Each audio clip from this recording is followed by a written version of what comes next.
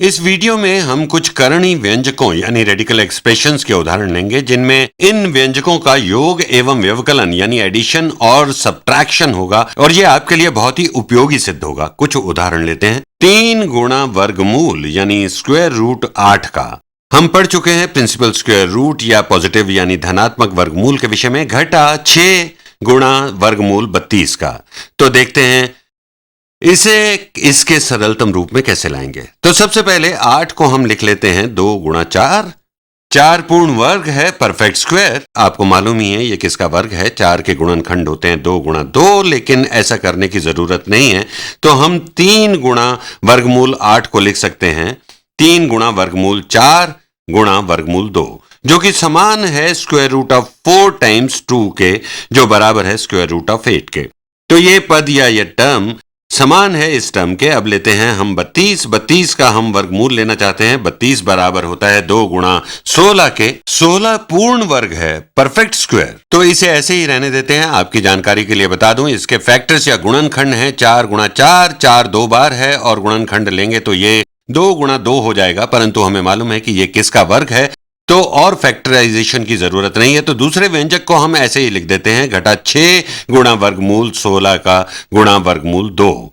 यहां मैं स्पष्ट करना चाहूंगा ये समान है स्क्वायर रूट ऑफ 16 टाइम्स 2 के। आप चाहें तो अलग कर सकते हैं। वर्गमूल 16 गुणा 2 को हम लिख सकते हैं वर्गमूल 16 गुणा वर्गमूल 2। ये हमने घातांक नियमों यानी एक्सपोनेंट प्रॉपर्टीज में पढ़ा था। तो पहला पद सरल होने पर क्या बना, यहां ये 3 है, यहां पर ये है 2, तो हमें मिला 3 गुणा 2 गुणा वर्गमूल 2, तो ये हुआ 6 गुणा वर्गमूल 2। और अब इसमें से हमें घटाना है। यहां पर लिखें इस पद को, ये है धनात्मक यानी पॉजिटिव 4, तो 6 गुणा 4 हुआ 24 गुणा वर्गमूल 2। अभी हमें उत्तर प्राप्त नहीं हुआ है। यदि मेरे पास 6 है किसी वस्तु के और इसमें से मैं घटाता हूं 24 इसी वस्तु के, तो मेरे पास क्या शेष है। मेरे पास यहां है 6 वर्गमूल 2 के, जिनमें से घटाने हैं मुझे 24 वर्गमूल 2 के। तो इस तरह ये बराबर हुआ 6 घटा 24 मिला ऋणात्मक 18 वर्गमूल 2 नेगेटिव 18 स्क्वायर रूट्स ऑफ 2। उम्मीद है आप समझ गए होंगे। देखिए, यदि हम 6x में से घटाएं 24x तो हमें उत्तर मिलेगा ऋणात्मक 18x या नेगेटिव 18x। यहां पर x के स्थान पर आप देखिए वर्गमूल 2 है। 6 किसी वस्तु का घटा 24 उसी वस्तु का, करने पर हमें मिलेगा ऋणात्मक 18 उसी वस्तु का। एक और प्रश्न लेते हैं। मान लीजिए हमने लिया वर्गमूल 180 का जमा 6 गुणा वर्गमूल 405 का 405। इन रेडिकल्स यानी करणियों को सरल करना थोड़ा मुश्किल हो सकता है पहले की तुलना में, पर इस तरह का अभ्यास करना अच्छी बात है। तो पहले करते हैं गुणनखंड यानी फैक्टराइजेशन। 180 होता है 2 गुणा 90 और 90 होता है 2 गुणा 45, जो है 5 गुणा 9, 5 टाइम्स 9। हम चाहें तो फैक्टर बना लें 9 के भी, जो 3 गुणा 3 होगा, जिससे पता चलता है कि ये एक परफेक्ट स्क्वायर है। अभी इसे ऐसे ही रहने देते हैं। तो पहले पद को हम इस तरह भी लिख सकते हैं वर्गमूल 2 का गुणा 2 गुणा वर्गमूल 5 गुणा वर्गमूल 9।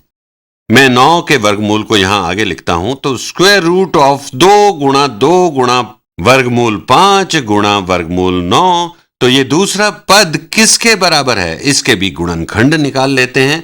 405 होता है, ये है 5 गुणा 81 होना चाहिए। देख लेते हैं 405, 5 नहीं जाता 4 में, तो 40 ले लेते हैं। 5 जाता है 40 में, 8 बार 8 गुणा 5 होता है 40। घटाएंगे, मिला 0, नीचे लाए 5 को, 5 जाएगा 5 में एक बार, तो मिला 81। 81 हुआ 9 गुणा 9, 81 इज 9 टाइम्स 9।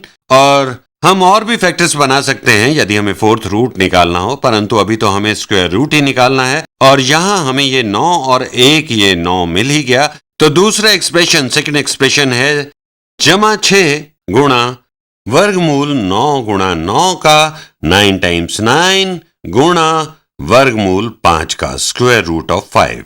तो यहां देखें, ये हुआ 3, ये हुआ 2, ये है वर्गमूल स्क्वायर रूट 4 का, तो ये है 3 गुणा 2 6, तो हमारे पास है 6 वर्गमूल 5 के जमा यहां ये क्या है, ये है वर्गमूल 9 का गुणा 9 यानी वर्गमूल 81 का, जिसका मान होता है 9। तो 6 गुणा 9 54, तो जमा 54 वर्गमूल 5 का। और अब शेष क्या रह गया? हमारे पास 6 है यहां पर किसी वस्तु का, जमा 54 उसी वस्तु का, तो ये बराबर हुआ 60 उसी वस्तु का, equal to 60 of that something. एक और प्रश्न लेता हूं। यहां हम संख्याओं के स्थान पर लेने जा रहे हैं वेरिएबल यानी चरांक। मैं ऐसा करके आपको यह बताना चाहता हूं कि वेरिएबल लेने पर भी कोई फर्क नहीं पड़ेगा। मान लीजिए हम लेते हैं वर्गमूल या प्रिंसिपल रूट 48a का, और इसमें योग करना है, इसमें ऐड करना है वर्गमूल 27a का। तो यहां हम गुणनखंड करेंगे 48 के, a को हम कुछ नहीं करेंगे, तो 48 के फैक्टर्स 2 गुणा 24, ये हुआ 2 गुणा 12, 2 टाइम्स 12, और ये हुआ 3 गुणा 4, 3 टाइम्स 4। तो पहले एक्सप्रेशन को हम इस प्रकार लिख सकते हैं, वर्गमूल 2 गुणा 2 गुणा वर्गमूल 4 गुणा वर्गमूल 3। आप इसे दूसरी तरह भी कर सकते थे। यदि हम इसके फैक्टर्स बनाते 3 और 16 हमें मालूम है परफेक्ट स्क्वायर है 4 का, परंतु ये छलांग लगाने जैसा होता, परंतु उत्तर आपको यही मिलता। और ध्यान दें, यहां सिर्फ वर्गमूल 3 ही नहीं है, यहां पर a का वर्गमूल भी है। तो मैं इस a को यहां लिख देता हूं।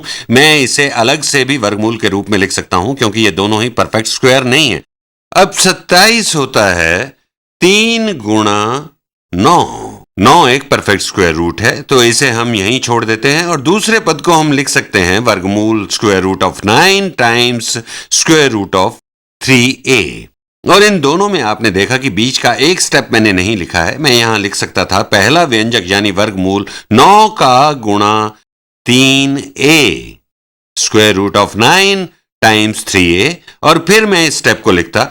परंतु हम काफी अभ्यास कर चुके हैं, हम जानते हैं कि 9 गुणा 3a और इस सब की घात 1/2 यहां पर है। या इस पूरे का स्क्वायर रूट लेना समान है प्रिंसिपल रूट 9 का गुणा प्रिंसिपल रूट 3a का।